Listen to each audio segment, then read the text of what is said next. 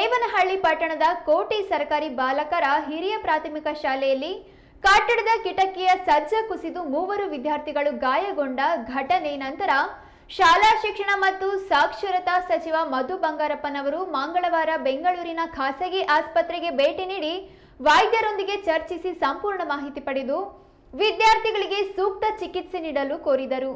ನಂತರ ಗಾಯಾಳು ವಿದ್ಯಾರ್ಥಿಯನ್ನ ಹಾಗೂ ಅವರ ಕುಟುಂಬಗಳನ್ನ ಧೈರ್ಯ ಹೇಳಿದರು.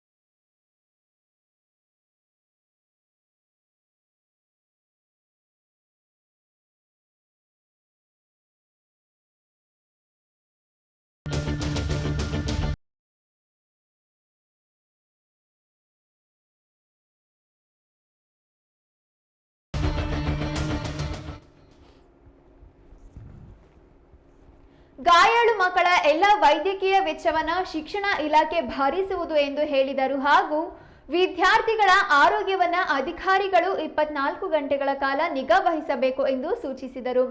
ಗಾಯಗೊಂಡ 3 ವಿದ್ಯಾರ್ಥಿಗಳಲ್ಲಿ ಓರ್ವ ಹೊಸಮಠ ದಾಖಲಾಗಿದ್ದು ಇನ್ನೊಬ್ಬನನ್ನ ಹೆಚ್ಚಿನ ಚಿಕಿತ್ಸೆಗೆ ವಿಕ್ಟೋರಿಯಾ ಆಸ್ಪತ್ರೆಗೆ ಸ್ಥಳಾಂತರಿಸಲಾಗಿತ್ತು.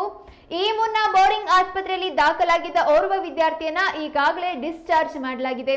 ಲೋಕೋಪಯೋಗಿ ಇಲಾಖೆಯ ಅಧಿಕಾರಿಗಳಿಗೆ ಶಾಲಾ ಕಟ್ಟಡವನ್ನು ಸಂಪೂರ್ಣ ಪರಿಶೀಲಿಸಿ ವರದಿ ಸಲ್ಲಿಸಲು ಸಚಿವರು ಆದೇಶಿಸಿದ್ರು. ಜಿಲ್ಲಾಧಿಕಾರಿ ಹಾಗೂ ಜಿಲ್ಲಾ ಪಂಚಾಯತ್ ಸಿಇಒ ಸ್ಥಳಕ್ಕೆ ಭೇಟಿ ನೀಡಿ ಪರಿಶೀಲನೆ ನಡೆಸಿದ್ದಾರೆ.